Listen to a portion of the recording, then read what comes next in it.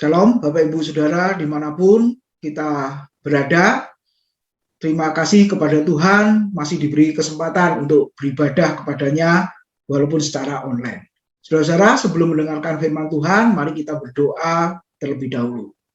Kami datang kepadamu, kami mengucap syukur, kami menyerahkan pemberitaan firman Tuhan ke dalam tangan-Mu ya Tuhan. Engkau buka setiap hati pikiran kami, beri konsentrasi yang baik, supaya firman Tuhan yang kami dengar boleh menjadi berkat, kekuatan untuk menjalani hari-hari kami ke depan. Kau pakai hamba-Mu menjadi saluran berkat pada saat ini.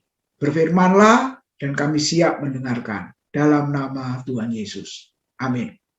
Saudara-saudara, renungan firman Tuhan hari ini terambil di dalam 2 Korintus pasal 4 ayat 3 dan ayat yang keempat.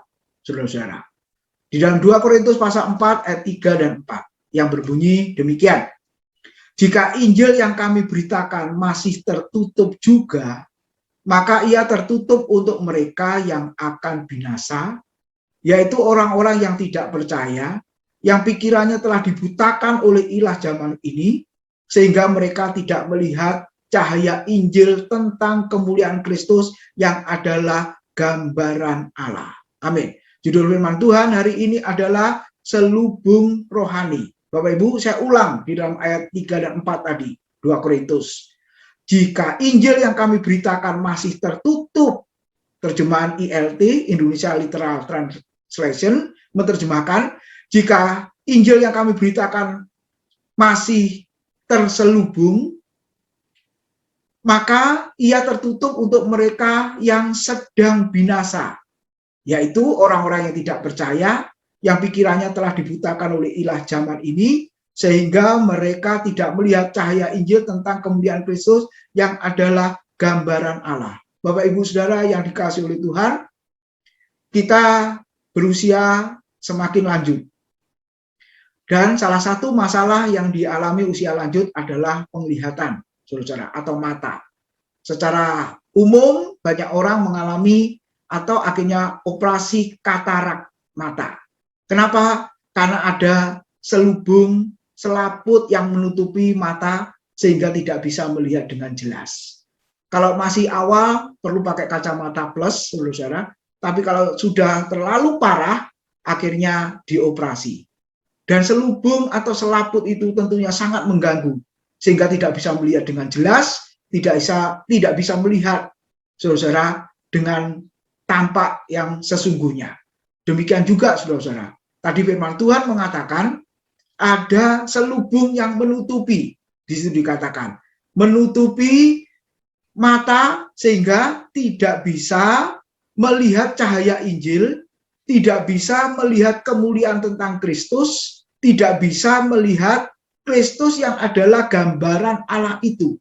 Nah, Bapak Ibu, mari kita renungkan bersama-sama. Selubung yang menutupi, selaput yang menutupi mata secara rohani, hati dan pikiran secara rohani, sehingga tidak bisa mengenal Kristus yang adalah gambaran Allah itu sendiri, yang adalah Allah itu sendiri, saudara-saudara. Apakah itu? Coba kita lihat, saudara-saudara. Yang pertama dikatakan apa? Disebutkan yaitu orang-orang yang tidak percaya. Paulus memberitahu kepada jemaat Korintus, ada orang yang sudah percaya kepada Kristus, ada orang yang belum percaya kepada Kristus. Nah, kondisi orang yang belum percaya kepada Kristus, di situ dikatakan apa, saudara-saudara? Yang akan binasa. Terjemahan lain, ILT menerjemahkan, yang sedang menuju kepada kebinasaan. Saudara, kalau tidak bisa melihat cahaya Injil, masih ditutupi oleh selubung itu tadi atau selaput itu tadi, maka orang itu tentunya, yaitu yang tidak percaya, terus menuju kepada kebinasaan. Saudara, ayat berikutnya mengatakan tadi apa? Pikirannya dibutakan oleh ilah zaman ini. Apa yang dimaksud dengan ilah zaman ini, saudara? Tentunya si jahat atau si iblis itu. Bayangkan, saudara, kalau pikirannya dibutakan, hatinya dibutakan, perasaannya telah tumpul, sehingga tidak bisa memiliki perasaan, apa yang terjadi, saudara? anak bisa membunuh orang tua. Orang tua bisa membunuh anaknya. Suami bisa membunuh istri atau sebaliknya. Bahkan keluarga yang sangat dekat, saudara. Orang itu bisa melakukan perbuatan yang sangat jahat, bisa melakukan perbuatan yang sangat keji. Kenapa? Karena pikirannya dibutakan oleh si jahat. Sehingga dia melakukan perbuatan sesuai dengan keinginan si jahat itu. Itulah kondisi orang yang belum percaya kepada Tuhan, yang Paulus katakan di dalam bagian ini. Lalu berikutnya apa, saudara? Mereka tidak pernah bisa melihat cahaya Injil. Akhirnya mereka tidak dapat melihat kemuliaan Kristus. Saudara-saudara, jangan sampai kita yang sudah percaya kepada Kristus masih juga ada selubung yang menutupi kita. Sehingga kita tidak bisa melihat cahaya kemuliaan Kristus. Cahaya Injil itu. Bapak Ibu Saudara, setiap kita mendengar firman Tuhan, apakah kita bisa menemukan Kristus di sana? Kita bisa melihat cahaya Injil di sana. Kita bisa melihat Kristus yang dimuliakan di sana ketika kita mendengarkan firman Tuhan. Ini yang menjadi renungan dan pertanyaan kita. Bahkan kita yang berkhotbah yang menyampaikan firman Tuhan. Kita mengkhotbahkan apa? Kita mengajarkan apa? Kita memberitakan apa, saudara-saudara? Kalau kita tidak mengkhotbahkan Kristus, jangan harap jemaat menemukan Kristus. Jangan harap orang yang mendengar khotbah yang kita beritakan melihat cahaya kemuliaan Kristus. Karena kita khotbah yang lain. Bukan Kristosentris, saudara-saudara, tapi antroposentris. Kita khotbah yang lain yang tidak pernah diajarkan oleh Alkitab. Oleh sebab itu biarlah kita punya komitmen seperti Paulus. Di 1 Korintus pasal 2 ayat 2 dia mengatakan, aku tidak mau memberitakan yang lain. Aku tidak mau khotbah yang lain. Kecuali Yesus yang telah mati dan bangkit. Yesus yang telah disalibkan itu. Aku tidak mau khotbah yang lain. Saudara-saudara, bagaimana dengan kita? Biarlah kita khotbah Kristus. Kenapa, saudara? Karena ketika kita khotbah Kristus, kita boleh memberitakan, menyampaikan, saudara-saudara, mengungkapkan cahaya kemuliaan Injil yang adalah Kristus itu sendiri kepada orang yang belum percaya kepadanya. Ketika mereka melihat Kristus, saudara, Roh Kudus bekerja, maka menyingkapkan selubung yang menutupi mata, hati, dan pikirannya. Saudara, yang pertama yang kita renungkan, bagi kondisi orang-orang yang belum percaya kepada Yesus, yang menuju kepada kebinasaan, kita berdoa, saudara, supaya mereka boleh diselamatkan.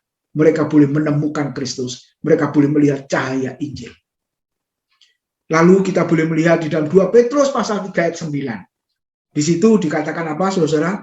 Tuhan tidak lalai menepati janjinya, sekalipun ada orang yang menganggapnya sebagai kelalaian. Tetapi Tuhan itu sabar terhadap kamu, karena ia menghendaki supaya jangan ada yang binasa, melainkan supaya semua orang berbalik dan bertobat. Saudara-saudara, Allah itu panjang sabar.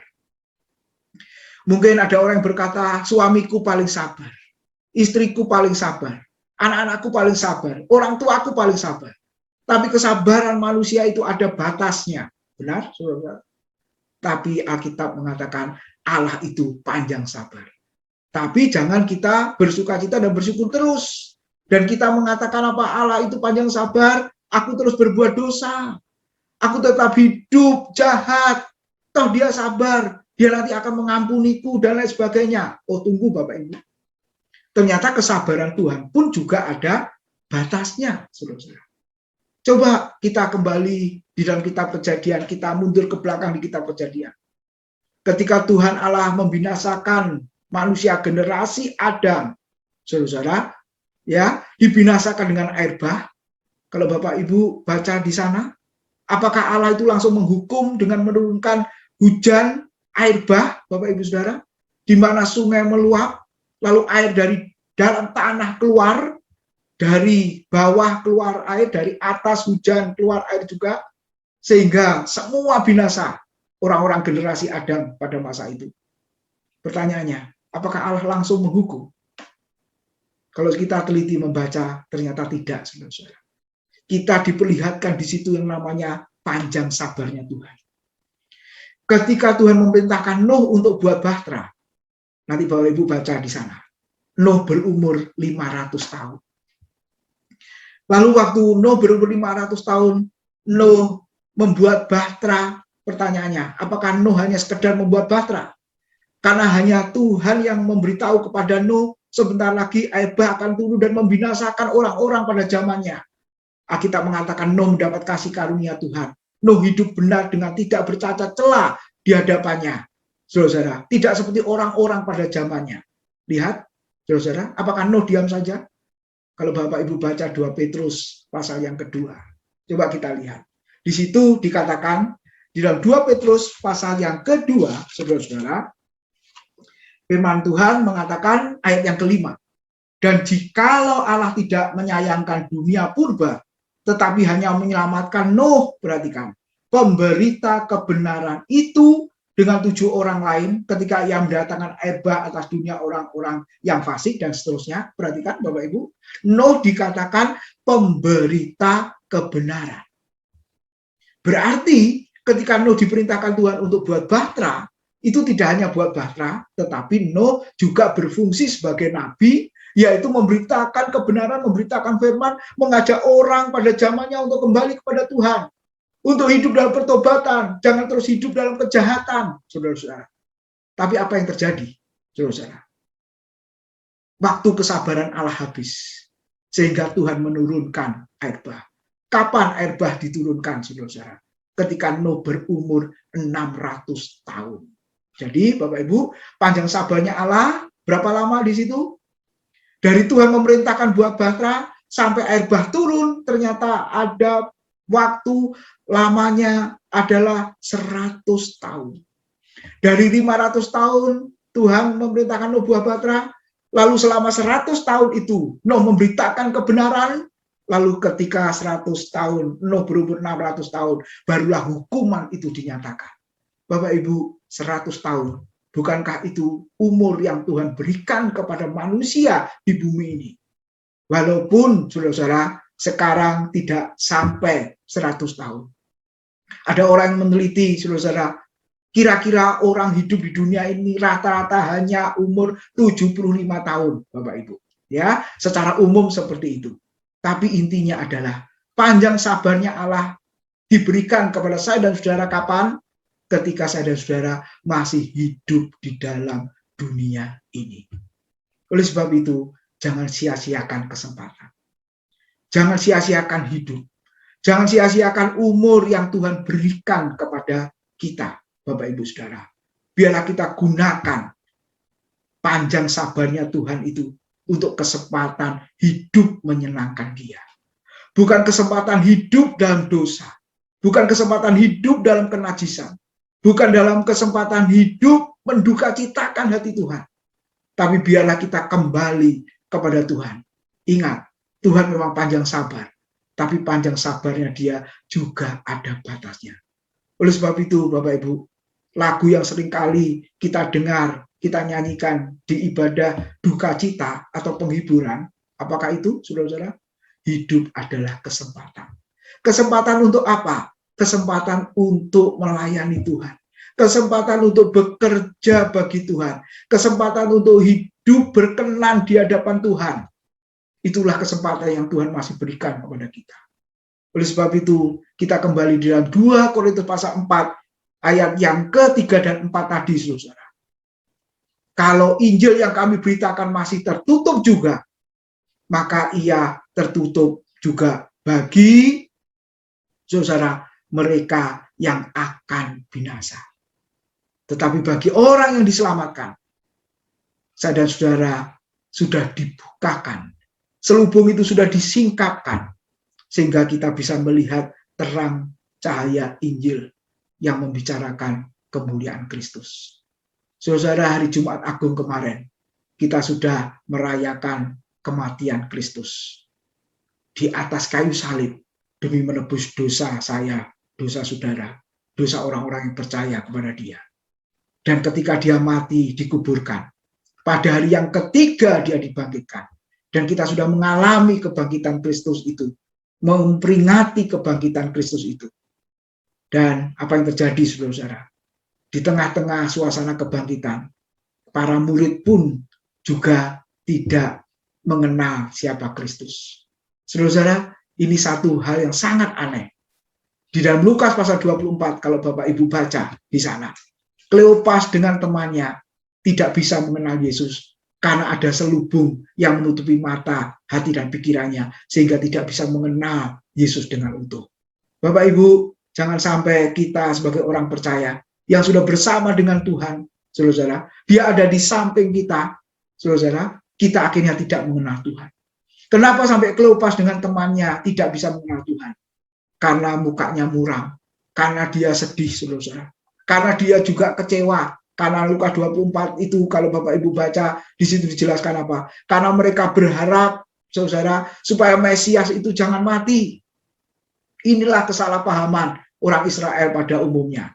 Bahwa Mesias itu harus hidup, bisa membebaskan bangsa Israel dari penindasan bangsa Roma. Secara politis, saudara, itulah pemikiran mereka. Tapi sebenarnya Yesus datang sebagai Mesias bukan membebaskan secara politis, saudara, tetapi membebaskan secara rohani, yaitu membebaskan dosa orang-orang sehingga mereka boleh kembali kepada Tuhan. Jadi bagi orang yang tidak percaya, dikatakan pikirannya tertutup, dibutakan oleh ilah zaman ini, sehingga melakukan perbuatan kegelapan, melakukan perbuatan yang sangat dibenci oleh Tuhan karena mengikuti keinginan si jahat itu. Itu orang yang belum percaya kepada Tuhan. Tapi bagi orang yang sudah percaya Tuhan, walaupun masih ada selubung, karena kekecewaan, karena kesedihan, karena tangisan, sehingga tidak bisa mengenal Tuhan. Demikian juga orang Kristen hari-hari ini mungkin juga kecewa, mungkin juga bersedih, saudara, karena kondisi yang dialami di masa pandemik, hampir setahun lebih ini, saudara-saudara, yang dialami. Tapi biarlah sebenarnya Kristus tidak pernah meninggalkan para muridnya. Untuk seketika dia tinggalkan ketika dia mati di atas kayu salib. Tapi setelah dia bangkit, dia masih bersama-sama dengan para muridnya. Bahkan setelah dia naik ke surga, dia curahkan Roh Kudusnya untuk menyertai orang percaya selama-lamanya. Bapak Ibu, sampai kepada kesudahan zaman, kata Tuhan Yesus. Bukankah itu satu penghiburan, satu sukacita yang luar biasa? Oleh sebab itu, di tengah kekecewaan, di tengah kesedihan karena masalah dan pergumulan hidup, biarlah kita terus mengenal Kristus, bahwa dia ada di tengah-tengah kita. Saudara-saudara, apakah ada ayat yang mengatakan bahwa Tuhan itu pernah meninggalkan kita? Kalau kita merenungkan 7 perkataan salib, salah satunya yang diucapkan Yesus di atas kayu salib adalah Eli, Eli, lama sabachthani.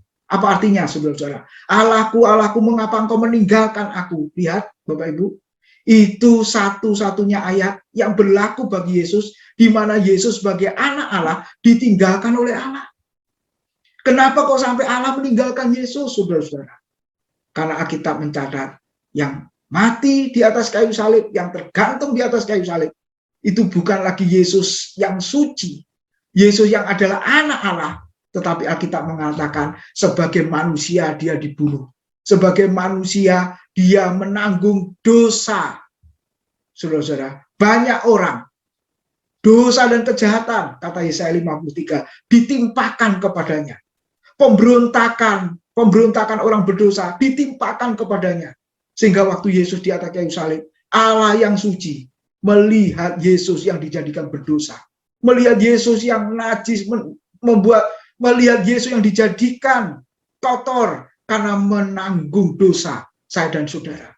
Makanya Alkitab mengatakan Allah meninggalkan dia.